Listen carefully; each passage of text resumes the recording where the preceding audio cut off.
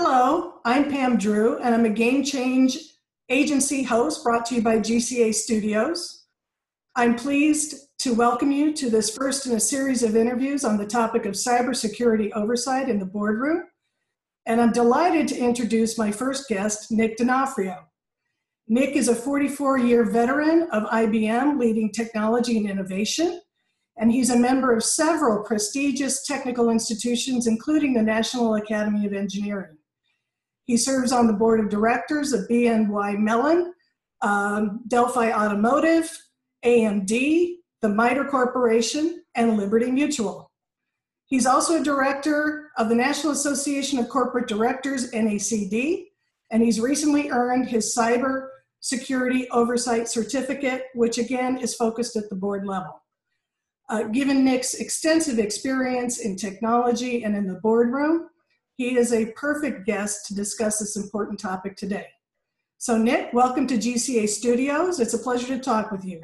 It's good to be here, Pam, and thank you for welcoming me. Great. So Nick, it seems that not a day goes by that we don't hear about yet another cybersecurity breach or hack.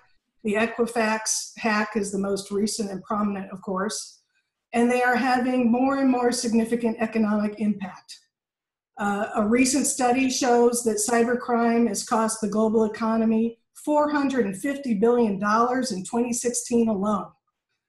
And yet in a survey by NACD recently of public company directors, only 14% say they have a high level of knowledge of the cybersecurity capability in their company, and even only 4% say they think their company could withstand a cyber attack effectively. So clearly more needs to be done relative to cyber at the boardroom. So Nick, given your extensive experience with digital technology and business, what's your perspective on how the cyber threat has emerged and evolved over time? Well, Pam, that's a great introduction, by the way. Very well said. But the fact of the matter is, we have to realize that we're responsible for this. We do this every day because we digitize things every day. We get the benefit of technology, and for a long time, we've had the benefit of technology with very little consequence other than paying for it. But now we find that the consequence is not our lack of satisfaction or our out-of-pocket expenses. It's now the threat of having someone take your identity, steal it, literally steal it. And along with that, all the consequences that you either imagine or actually do happen to you. But we have to keep reminding ourselves, Pam, that we do this every day because we as board members agree every day that technology is important and that we need to continue to move forward. We need the efficiencies, we need the effectiveness. And we as consumers, we do this to ourselves every day as well, right?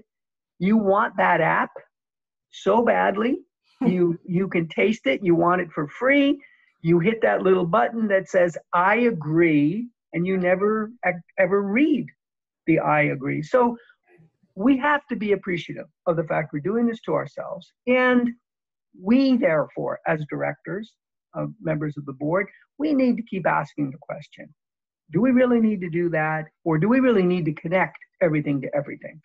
We say we have to connect everything to everything, but do you really have to connect everything to everything? How much happens because you do that last little bit of connection? How much good happens? But more importantly, do you have a framework for how much risk are you inheriting by making that last little connection?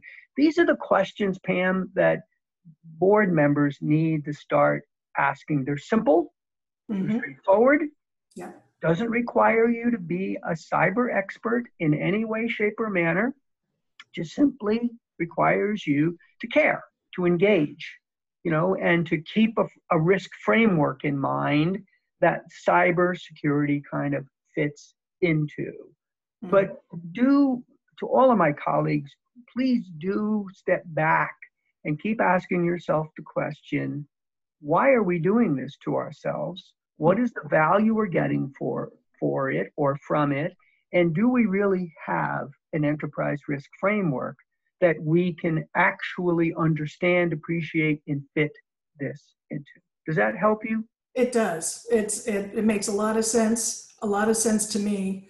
And given using the context of an enterprise risk framework, that might actually give us a clue, and that leads to my next question, right, is how can we use that knowledge and our knowledge of our history of digitization and connecting things, et cetera, right, to help us prioritize that's right, what should be defended and how we should defend it and how much effort, time, resources should be spent. So that's an excellent way of allowing me to say, how do you make this more effective in your enterprise? Because it's exactly from that framework, Pam, that you start to say, you know what? We have to build an organic system here, an organic defense mechanism. Organic in the sense that just as you and I, live every day, we live in the midst of fungus, of bacteria, of influenza. Mm-hmm. They're all over us on a regular basis, constantly, 24/7. But yet nothing bad happens to us because our body is constantly watching them, inspecting them, isolating them. And then if it needs to, our body will actually react to them. Our body will actually go to work on them. We need to build that kind of an organic system in our own enterprises. So there's something you protect that's very valuable, your heart, your brain, that's you can't get there. Mm-hmm. Only very few people can get there. And then you work your way out in concentric circles and you start to monitor what happens.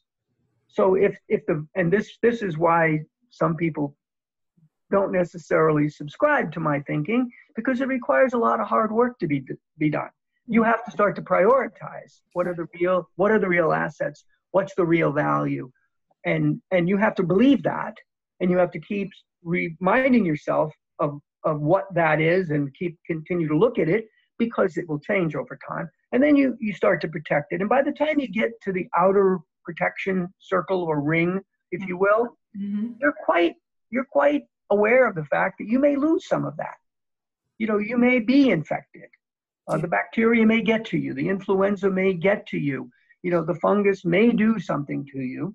And you have to be prepared to deal with that. I mean, maybe you give up the inconvenience of using your hand for a little while, or your foot for a little while, or, maybe your ear, becomes a problem for you. Just to stick with that analogy, that organic analogy. But that's the mindset you have. So that's the framework you put in place. That's the work you put in place that allows you to be able to deal with this. I will tell you this straight up, and I don't think anybody would get upset with this. That's pretty much the way the real valuable secrets within central governments are kept. Whether it's this country or any other country. There are those core secrets that very few people can touch. Right. That those are the things that you protect, and then you work your way out. And yes, you're sorry, as you lose things the further away from the middle you get. But you're prepared to deal with that, Pam. Yeah. You have an enterprise risk framework that says, okay, when that happens, we know that we can do this. And when that happens, but when this happens, we are in meltdown mode. I mean, we really have trouble. That's what directors have to start thinking about and start asking their CEOs, their chief information officers, their chief, security officers. That's what you have to start asking these people, is for that kind of thinking. Yeah. Yeah. It reminds me of your comments about security and secrets, particularly in a governmental context. I mean, there's a reason that secret programs are, quote, compartmentalized. Right. You don't connect everything That's to right. one another for very that true. very reason. So that's great. Now, we know the cyber threat has been here. It seems like it's almost a new thing, but it has been around for quite some time. Oh, yeah. How would you say, and given all of your experience on corporate boards, how would you say the preparedness of boards has evolved over time? And how does that manifest itself today? Sure, that's a very good point, but let me double back on it. It seems like it's been around for a long time. Mm-hmm. I heard this the other day, Pam. I have no way of validating it, so I didn't validate it. I could have validated it, but I didn't. Mm-hmm. Someone told me that the first cyber attack was way back when the telegraph was invented. Oh. So somebody actually intercepted and sent out, a phony telegraph. So this is the way bad people think, though. This is the way crooks think and thieves. So we have to be thinking that this is, thieves are genuinely lazy people. And as a board member, you have to kind of remember that. That's why they are thieves. That's why they are crooks. And if they can make money, take property, without working for it, other than hacking through a system, they're going to do it. It's always been that way. And it always will be that way. And we've just given them a new media. So instead of walking into the bank, you simply get on a computer, and you're still the same crook. You're still lazy, and you're still doing things that don't require you to work for a living, and yet you hope going to make you very successful. And as a board member, you have to think about that. Yeah. You have to keep that in mind. That framework is what you need to continuously remind yourself. You need to remind yourself as a board member that there's no doubt you've been hacked. The only question is to what degree. Mm-hmm. There's no doubt that you have bad actors running around inside. The question is how bad are they, and what evil things are they really doing, as opposed to we're clean, we don't need anything. And that's why you as a director need to continuously talk to the CISO, or talk to the CIO, or talk to the CEO, or talk to the audit leader, or the CFO. You need to talk to these people and keep reminding them. Strike up a dialogue with them. This can't be a one and out kind of a thing. You need a living kind of relationship with these people, and be prepared, Pam, as a director. Mm-hmm. Be prepared when it happens. Be prepared to go to work. Be prepared to jump in. Have a game plan. Have a book. Know the disaster approach. If you have a physical disaster, you know what to do. If you have a cyber disaster, you need to know what to do. You don't make it up as it happens. All you can do when it happens is you execute. You have to be able to execute. The faster you execute, the cleaner things are, the better off things are. Just ask all the people where that didn't happen. Ask all the examples. You brought up Equifax. They're a great example, of what not only was the hack a bad hack, but they themselves as a corporation, and I know I'm indicting them and I apologize for that because I don't know these people or their board. They did not seem to know what they were doing. They did not seem to have a good grip on, if this happens, we're doing that. If that happens, we're doing this. That's why you have to have thought through all these things as a director, because it's so hard under pressure to make it up.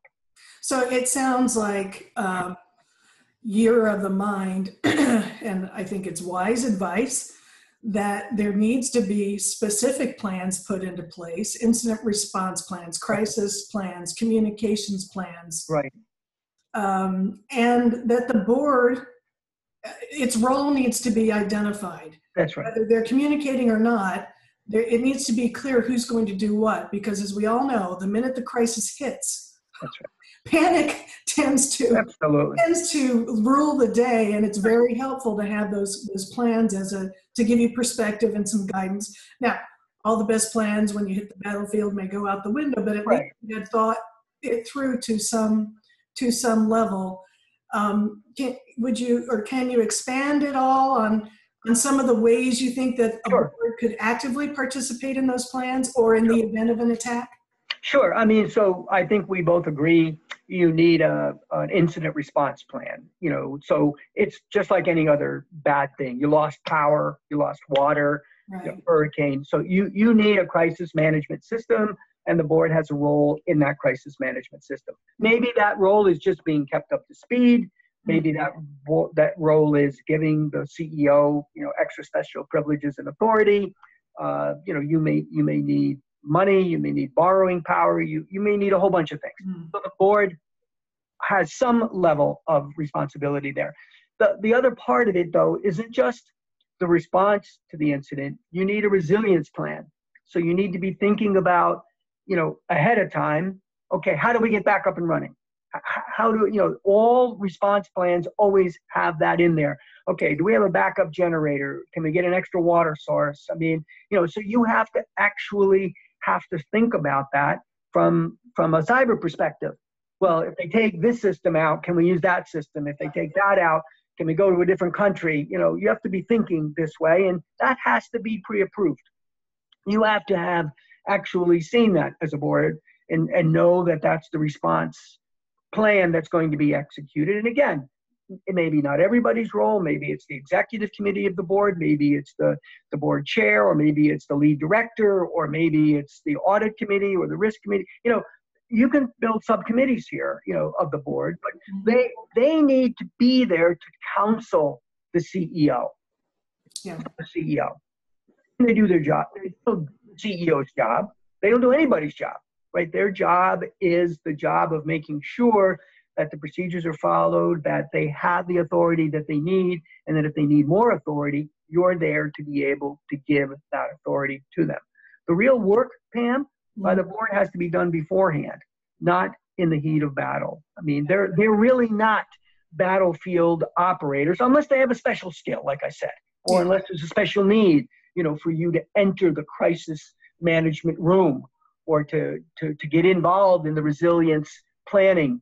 But you do have to think about it in both dimensions. You have to be able to, you have to get through the shock. So you have to suffer the impact. Right. And then you have to be resilient and get back up and running again.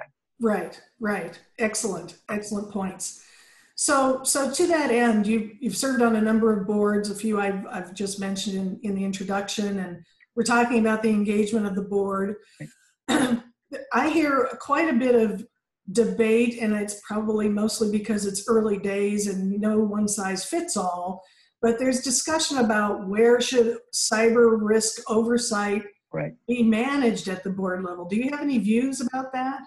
So, I have a lot of views about that. Oh, sure. So, look, I'm so if you go back to the beginning conversation that you and I had, how did it start? It started because we digitize everything, and we're digitizing everything every minute of every day.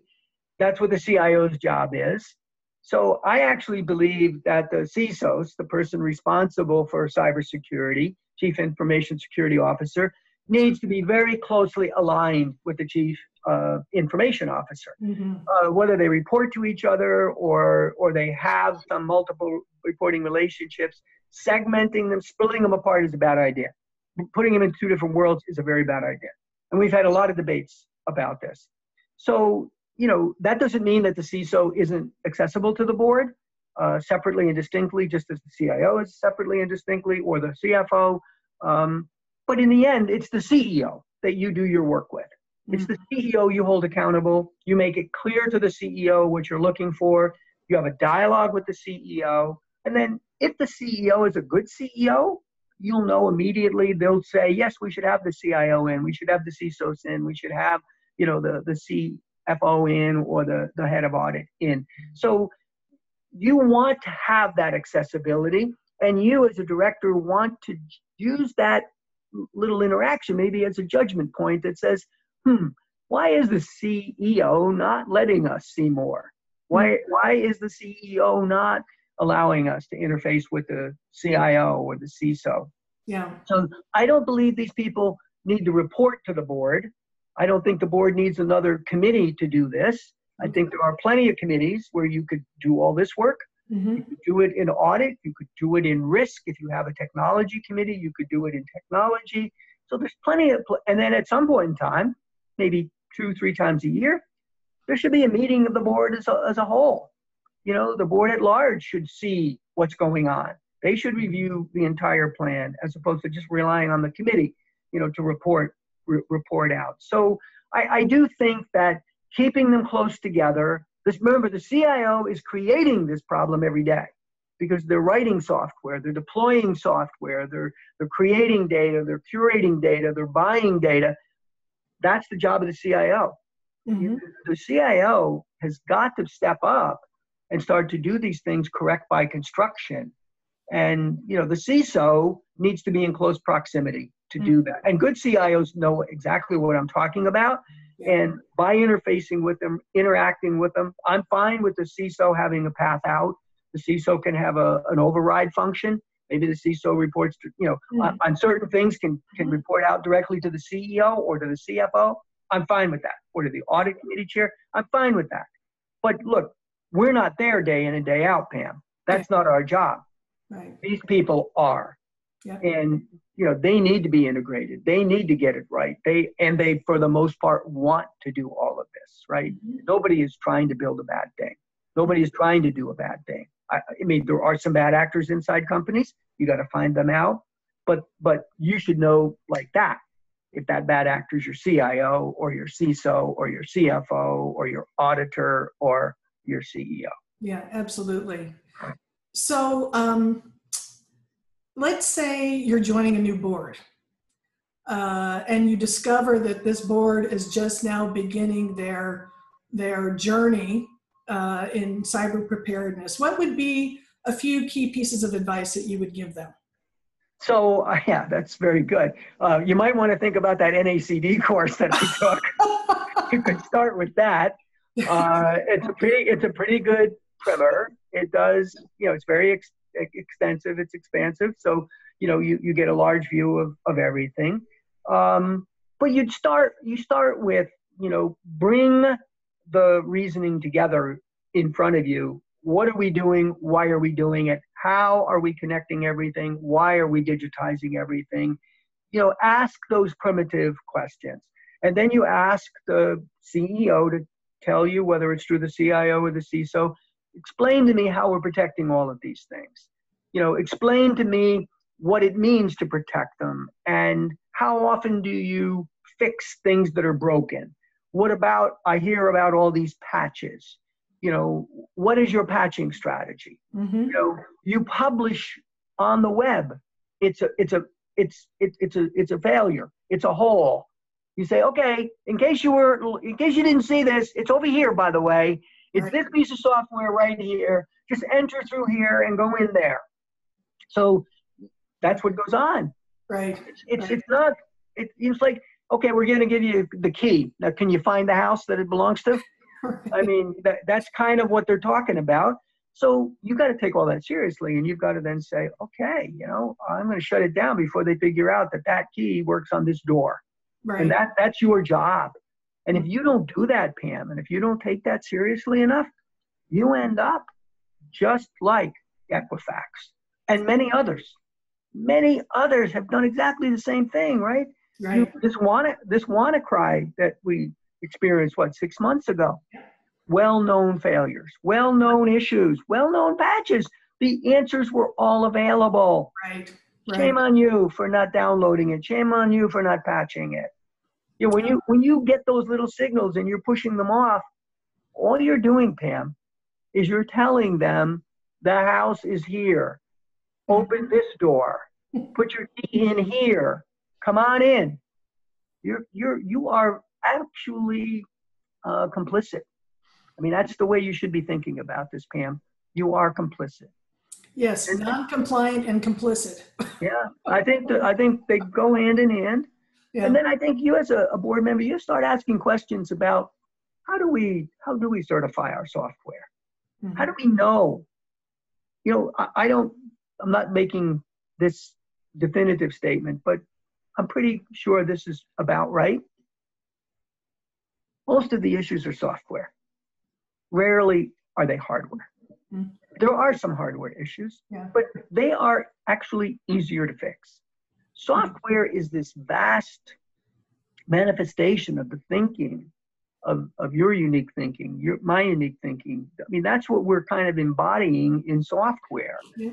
And Pam, sadly, no one's responsible for it. The software you buy has no liability associated with it. None. Mhm. Because you give it up when Right. you sign and agree. You want that app?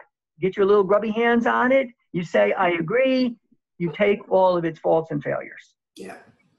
And whether you pay for it or not, you inherit all its faults and failures. And so you have to start with the basic understanding, Pam, that software is flawed. There are failures in it. I mean, that's why if you build it yourself, you have to build it better. You have to use and ask your team, what techniques are you using? How are you guaranteeing and assuring, the resilience of this software? Right. That's why new technologies like blockchain are so promising, right? Mhm. Because they're more distributed. Right. Nobody has the whole piece. Right. They're protected as they go.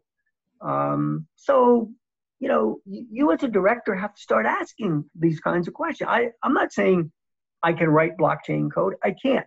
I stopped doing useful work, 50 years ago, so I'm not confused. But that doesn't mean that you as a director shouldn't know. You should be able to ask these questions. You should be able to dialogue on these topics. So, you start with that primitive conversation. There's a lot of self-help out there, but you stick to your instincts. Why are we doing this? How do we protect it? And when they start balking, that usually means that you're hitting a nerve ending and it's not quite as clean as they told you it was. And then you'll read as a director, you're expected to keep your knowledge up. Yeah. You'll learn more. And then you have every right when you see something else to say, hey, what about us? Remember that Home Depot thing? Is that going to happen to us? Yeah. Remember that eBay thing? Is that going to happen to us? Ask those simple questions, Pam. Mhm. There's nothing wrong with them. There's nothing wrong with them. And then, like I said in the beginning, half jokingly, if you have time and if you can afford it, take a cyber course. The online course I took at CMU through NACD, I recommend it. It's a little longer than I would have liked, but it'll get better over time. Excellent. So you bring up the topic of distribution, distributed transaction processing. Right. Now I'm putting on my geek hat, but aside from that, I love that stuff. It actually leads to the thought of the extended enterprise. Right. And I think very frequently people in general, perhaps directors, don't think about their extended enterprise. They don't think about their supply chain. They don't think about the vendor who could introduce a risk, which actually that's how Target got hacked. That's right. Their supply chain, right. Or even through M&A. So how would you suggest boards incorporate that aspect of the risk into their cyber oversight? So there actually should be an M&A checklist. I mean, you should be going through that when you do M&A. Those things should be looked for. That shouldn't be a surprise to anyone. I think your point about the extended enterprise is the tougher one, where you say to the CIO, the CISO, the head of security. I mean, let's put that person in here too, right? Because there's a lot of physical security that we haven't even talked about. Right. And that's how that Target vendor got there. It got through the HVAC system, for goodness sake. Exactly. So, I mean, you have to have somebody kind of doing it. So tabletop exercises, Pam, are very good things to do. Where and there's lots of exercises that are already put together that, you don't have to invent them yourself, where you can take yourself through, what happens if this happens, if that happens. I mean, every time you hear of one of those issues, like Target or Home Depot or Equifax, somebody, you should say, did we do an exercise here? You have every right to do this extended, these enterprise tabletop exercises. They become into the extended enterprise. You should worry about power. You should worry about, all your life support systems. There's many ways to get in. And, why are these things connected to the network? For what, and to what part of the network are they connected? It's one thing to have them connected to a network. It's another thing to have that network connected directly to the thing in the middle. That's the thing that you should be holding yourself responsible for. I don't care that they're in the network. It's why is it that any part in the network, because you get lazy here, right? And you take cost out. And then you start to simplify things. And the minute you start to simplify things, you make it too easy for people. You make it too easy for people. And that's what you as a board member need to keep asking. You know, how much money are we spending? Why did we do that?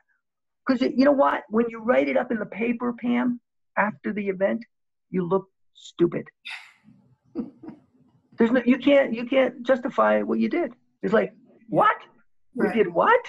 We didn't see that coming? Yeah. We forgot to ask that question? So it doesn't take a genius to do this. It just takes someone who's persistent, someone who has that enterprise risk framework, mindset. That's what it takes, Pam, to even come close to understanding cybersecurity. Forget the cybersecurity part of it. Just, you know, be the thoughtful thinker you are. You got to this board for a reason. You have a great mind. Use it. You're inquisitive. Use it. You know, the rest of this stuff will come to you as second nature. Yeah, no, that's great advice. And it really does circle back nicely to the very important point that it really is about risk management, understanding your risk appetite, and then prioritizing, understanding the probability of an event, and then the impact of the event, and then what's your mitigation approach, and just wrapping that all together. And that's a regular part of business. It's all true. It's a type of threat. That's all true. And then, you know, the thing maybe I could summarize at the end here for you, Pam, just remember, how are you going to feel when the newspaper reports or when the media reports what transpired? And there it is in black and white. Yep. You knew the fix and allowed it to be carried for 6 months. So for 6 months, you had a flashing red light, you know, on your house saying this door takes that key. Right. And how do you justify that? How do you explain that to the shareholders, to the stakeholders, to the employees, to your clients? You can't. That's what bothers me the most, is that most people can't see that, Pam. It's like, no, it's too hard for me. I can't get involved with that stuff. You know, until we write it down and show you how stupid it was. You know, look, it's horsey, horsey, ducky, ducky. You did what? You forgot to do what?